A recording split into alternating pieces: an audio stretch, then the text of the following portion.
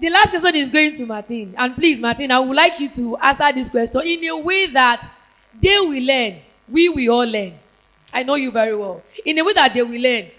As a public figure, what daily habits help you to stay connected to God despite being busy and being a public figure? Before you answer, think about it very well. What is that thing that you do that helps you in prayer, praying, giving out to people, helping people around you? You understand? What is that habit that you cultivate?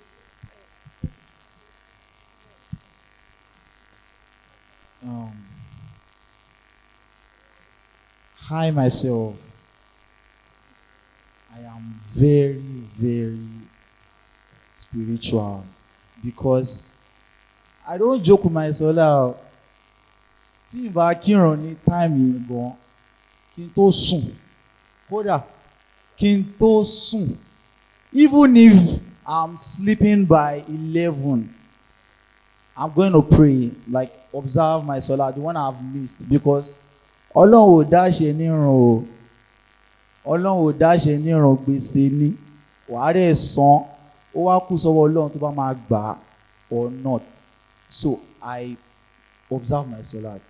That's one habit that I do that keeps me closer to God. Thank you.